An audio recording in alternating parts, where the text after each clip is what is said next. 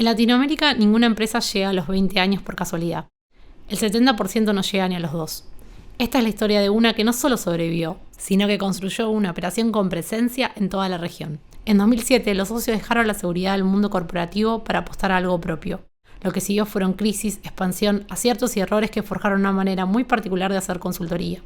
Esto es NSC LATAM, camino a los 20 años. 6 conversaciones sin filtro con los fundadores, Eduardo Moreira y Guillermo Neveu, sobre el origen, la resiliencia y el compromiso innegociable de hacer que las cosas pasen. Bienvenidos.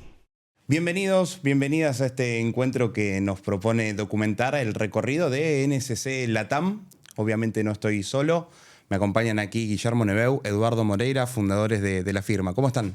Bien, Rodri, bienvenido, buenos días. Gracias. Bueno, estamos aquí, no vamos a hablar solamente de consultoría. Hoy este encuentro propone desandar ese camino que transformó un proyecto local en una compañía con presencia a nivel regional. Me imagino que toda esa transición en estos años atravesaron varios desafíos, varias crisis, y eso forjó la identidad que hoy tienen y que los identifica. Y por otra parte también, me imagino, son los primeros 20 años, vamos a ver qué es lo que se nos avecina en ese futuro. Si les parece, estamos en condiciones. ¿Sí? Bien. Cuando quieras. Bueno, primero que todo, gracias por invitarnos a esta mesa, llamémosle mesa estratégica de NSC LATAM. Así que si les parece, arranquemos por el inicio, ¿no? ¿Cómo arrancó, cómo inició esta idea de NSC? Bueno, arranco yo que soy el más viejo y me corresponde por edad. Bueno, yo siempre tuve la idea de trabajar por cuenta mía. Después, como siempre en la vida, las cuestiones que uno piensa suceden más adelante y a veces ni suceden. Después de trabajar más de 25 años en compañías multinacionales y llegar a lo máximo que se podía haber llegado en el área comercial, ya con 45 años decidí independizarme porque quería cumplir mi sueño de trabajar por cuenta mía y bueno, y así arranqué. En mi caso, yo soy más joven, aunque no parezca, pero tuve menos paso por la corporación. Yo lo conozco a Eduardo desde el año 98. Trabajamos juntos, él era mi jefe por allá antes de los 2000 en Coca-Cola. Y siempre hablábamos de qué buena experiencia sería tener un modelo, de un proyecto independiente. Pero bueno, como él decía, son esas cosas que uno comenta y finalmente a veces ni siquiera se pueden dar. Y tras esa charla, después fuimos por otras compañías y llegó un momento donde nos encontramos nuevamente luego de unos años y los dos estábamos en un proyecto independiente. De casualidad, nunca habíamos perdido contacto, por suerte, y se dio la posibilidad de poder hacer algo juntos. Me imagino ahí que estamos ya remontándonos a lo que es 2007, ¿no? Se encontraron... No, antes de 2007. Sí, perfecto. Yo me independizo fin del 2003. Y Guille fines del 2004, si no recuerdo mal. Uh-huh. Y como te decía recién Guille, nosotros estábamos con proyectos independientes separados y habíamos hecho un trabajo juntos para un cliente que en ese momento era Cadbury Stanley Adams. Y ese cliente nos había prometido que el proyecto de implementación iba a ser nuestro y eso ocurrió a fines del 2006. Uh-huh. Y Guille también tenía otra compañía ahí dando vuelta y ahí fue que en el 2007 decidimos juntarnos. ¿Y cómo fue ese momento donde dijeron, che, el clic de tomar la decisión es ahora? Bueno, ahí creo que tenemos situaciones similares, pero en algunos puntos hay una diferencia, porque el clic a mí me ocurre bastante casual, si querés, porque yo había decidido salir de la corporación, como te digo, y no tenía con claridad definido mi proyecto independiente, digamos, ¿no? Es decir, yo me fui a una compañía en la cual había trabajado los últimos 3 años y empecé a buscar a ver qué hacer, ¿no? Mientras tanto iba a entrevistas de trabajo y mientras tanto me surgían oportunidades de consultoría casi sin querer, digamos, ¿no? Entonces, un poco es lo que él te comentaba. Yo en aquel momento estaba trabajando para Temaiken en formato independiente, tenía algún otro cliente por ahí en formato independiente, pero siempre con entrevistas laborales y por alguna razón u otra las entrevistas laborales no me terminaban de satisfacer. Es decir, o me quedaban muy lejos de mi casa, o el proyecto no era lo suficientemente desafiante, o no sé, o tenía que irme a vivir al exterior, o cualquiera de esas alternativas. Y la verdad que me di cuenta en un momento que todo no me servía casi nada de lo que estaban ofreciéndome. Entonces dije, ¿no será que al final yo mismo estoy repeliendo un poco eso que me estaba surgiendo. Entonces, en ese momento es que aparece lo que dice él, donde aparece este cliente y empezamos a formalizar un poco esta sociedad. Y ahí es cuando, bueno, cuando te querés acordar, ya tenés un cliente, tenés otro, y ya el pasado de corporación estaba cada vez más lejos y más difícil de accederlo. Entonces, medio que en mi caso fue como muy natural, ¿no? Claro. Partió de un deseo alguna vez a alguna realidad casi manifestada. Y quiero volver al punto del deseo que dice Guille, ¿no? No es lo mismo trabajar en una corporación donde tenés prácticamente todo resuelto y además de todo resuelto tenés todo más o menos regulado. Entonces, si vos te movés dentro de los límites Totalmente. y no haces ninguna macana grande, más o menos llegabas a jubilarte. La jungla, ¿viste? El desafío de todos los días. Yo siempre pongo el mismo ejemplo. Mi última posición en relación de dependencia, yo era director comercial del Grupo Danone. Tenía 2 secretarias, 150 reportes, 2 autos.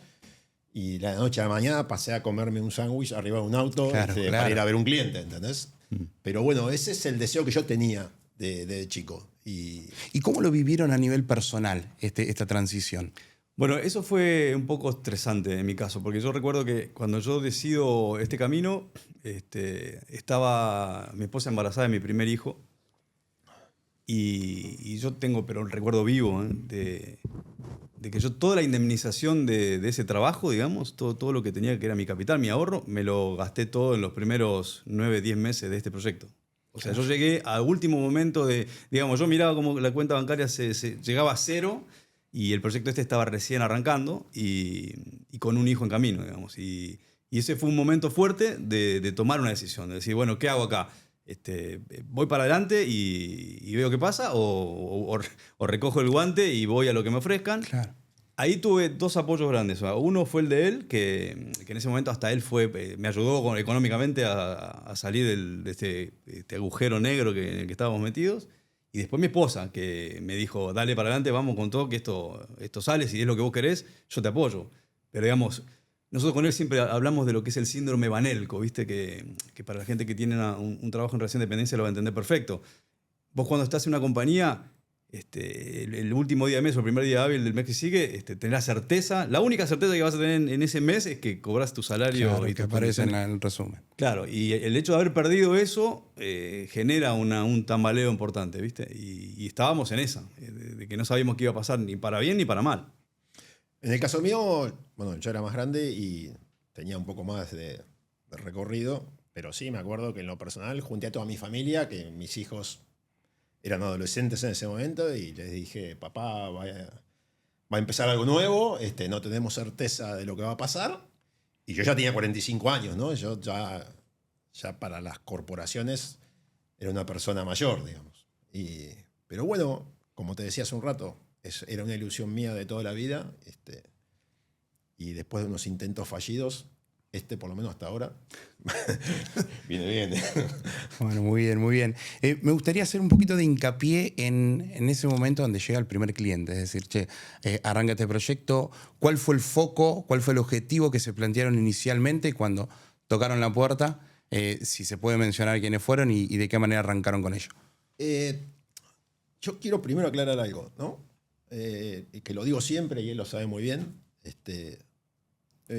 Yo cuando decidí independizarme para trabajar por cuenta mía, para tener más tiempo libre y para juntar el dinero que yo necesitaba para vivir como vivía antes.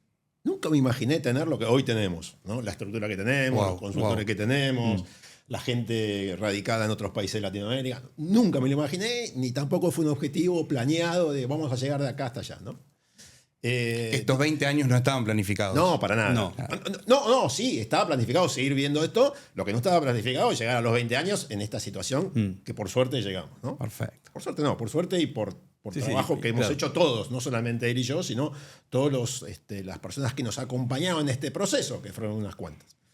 Ahora bien, el primer cliente surge como nos surgió la consultoría a nosotros, por relación. Digamos. El cliente que yo aporto a nuestra sociedad fue una persona que a mí me conocía de haber trabajado juntos en otra compañía, que era el director comercial de Cadbury Adams y que nos dio la implementación de un proyecto grande. Y en el caso de Guille, bueno, que lo cuente Guille. Sí, parecido, o sea, gente conocida, amigos que estaban en alguna posición de decisión en alguna compañía y que te convocan porque, primero por la confianza personal que tenés y después por tu trayectoria profesional, pero llegan, como él dice, de boca en boca, llegan de primera mano porque tenés una relación previa. Y así arrancó. Y el primer proyecto grande que vos decías, Rodri, es que Edu menciona, es este de Cadbury, donde realmente nosotros decidimos, ahí nos pusimos bien las pilas, digamos, para hacer algo que marque la diferencia, digamos, ¿no? Entonces ahí fue cuando empezamos a pensar en quién hace qué, con gente nueva también, porque ahí tuvimos que incorporar a alguien para que colabore. Ahí me mencionaban detrás de cámara un pilar, un factor fundamental que tuvo NSC en ese momento, la figura de Rubén Elías, ¿puede ser? Sí, Rubén lo que nos aportó cuando Rubén se une en enero del 2010. 3 años ya teníamos nosotros de existencia y nos aporta una variable, una arista de conocimientos que nosotros no teníamos, que era la parte logística. Rubén es un especialista en logística. Para mí es una de las personas que más sabe logística de la República Argentina. Y él se une a nosotros como socio y la verdad que nos aporta nos hace abrir un poco el rango de ofrecimiento que teníamos nosotros en la consultora, que éramos muy comerciales y muy comerciales. ¿Sí? Me uno a NSC en el 2010, ¿sí? Justo en un momento en que yo dejaba la actividad corporativa y un día Eduardo Moreira, al quien conocía desde hacía mucho tiempo, porque habíamos trabajado muchísimo juntos, más de una empresa, me invitó a participar, me comentó de a qué se dedicaban. Algunas cosas yo ya sabía porque algún contacto habíamos mantenido, pero me atrapó la idea, más viniendo de Eduardo, una persona en la que yo le confiaría cualquier cosa. Así que, bueno, me sumé en aquel momento. Mi experiencia para aportar a NSC era fundamentalmente en supply chain, logística, que fue mi actividad durante tantos años. Y obviamente todos los contactos que uno pueda agregar en un emprendimiento, en una actividad de consultoría, donde los contactos suman y mucho.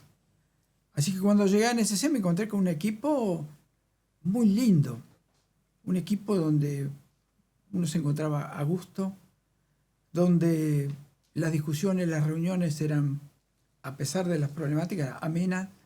Así que bueno, ahí comencé mi camino junto a NSC. Cuando miro hoy, después de casi 15 años o más, a donde hemos llegado, donde se ha llegado, la transformación ha sido importantísima, ¿sí?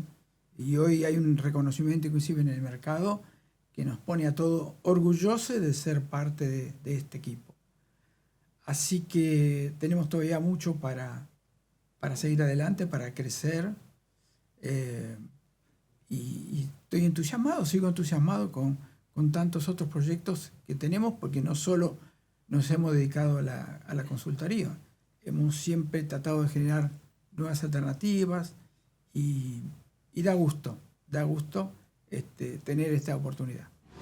Y volviendo a Cadbury, Guillermo, ¿cómo consiguieron seguir creciendo una vez que arrancaron con ese proyecto?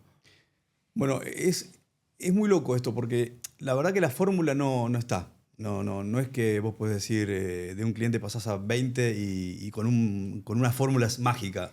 La verdad es que hubo mucho aporte de relaciones. Este palo, esta industria es muy de lo que son las relaciones personales, ¿no? De lo que es el boca en boca y la confianza. Vos primero generás confianza y después generás proyectos. Es un poco así como se han dado las cosas.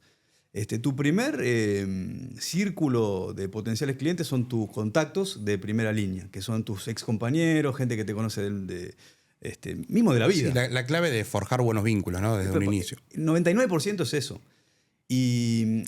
Y nosotros lo que sí vimos que fue el impacto más grande de crecimiento, que después vamos a mencionar, pero fue cuando empezamos a trabajar para Latinoamérica, no solamente para Argentina, tiene que ver con cómo nos fueron llevando nuestros mismos clientes de Argentina a sus pares de Latinoamérica, ¿viste? Entonces ahí empezamos a abrir ese círculo de contactos y empezar a forjar estas relaciones con gente que no conocíamos, gente que nos abrió la puerta en otros países, primero Uruguay y después Paraguay y así. Me tomo este punto importante porque ya empezamos a hablar del mapa, del territorio, de cómo lo local empieza a expandirse, pero bueno, en unos minutos, si quieren, vamos a profundizar en eso, no quiero detenerme allí ahora. Me gustaría que, a ver, detrás de ese proyecto personal, cada uno de ustedes con sus familias, con todos los integrantes que la componen desde ese entonces, ¿cómo lo vivieron? ¿Cómo fue esa transición de equipo familiar? En el caso mío, mi familia me apoyó 100%, mis hijos, mi esposa. Así que no te voy a negar de que tuve miedo muchas veces, porque lo que te decía Guille, síndrome Vanelco, ¿no? Que va a ser 28 y si no facturaste y no cobraste, no hay nada para rascar la olla. Era acostarse, ¿no? Y en la cama pensar un poquito. Pero...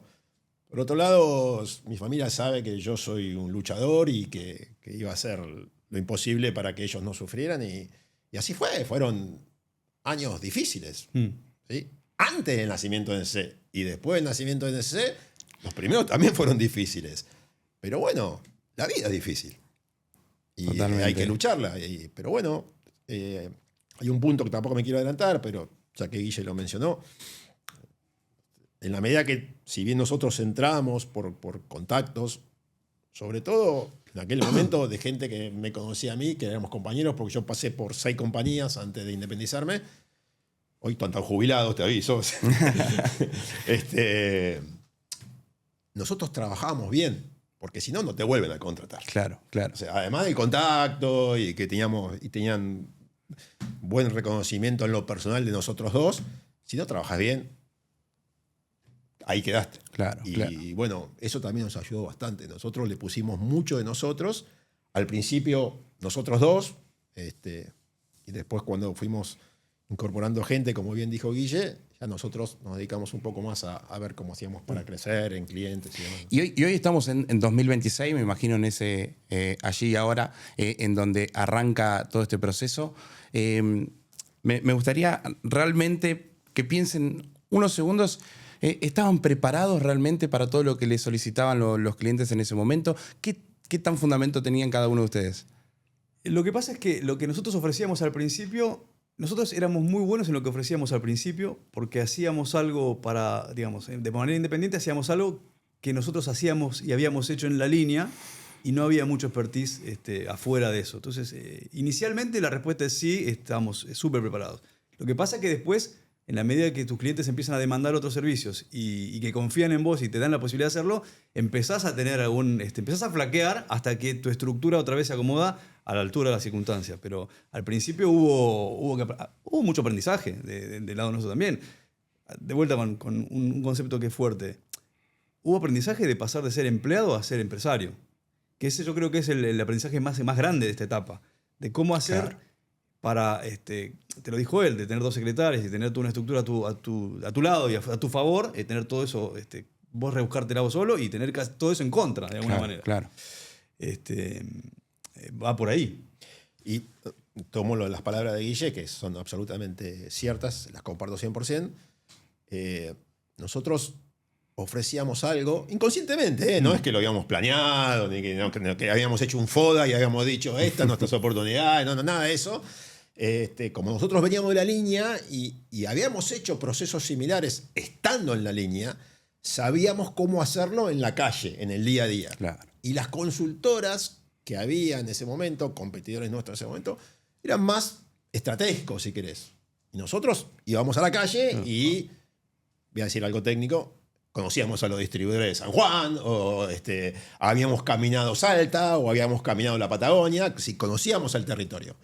Y eso creo que nos posicionó en un lugar que después nos costó salir, eso se charlará más adelante, lo que te decía Guille, tuvimos que aprender otro tipo de cosas, pero al principio fue un activo para nosotros. Eso. Fue un activo, fue una diferenciación, que no lo notamos. Ahora, haciendo visión retrospectiva y analizando con el diario del lunes, dijimos, puta, fuimos por ahí sin saberlo. Sí. Totalmente. Pero fue un activo eso. Muy bien, muy bien. Bueno, hemos recorrido en esta primera etapa donde vimos los orígenes varios puntos disparadores que me fui anotando. Vamos a tener tiempo para ir charlando. Quizás para cerrar este bloque de origen, Si tuvieran hoy que decirle algo a ese Guillermo, a ese Eduardo del 2007, después de toda esta etapa que vivieron estos años, ¿qué le dirían?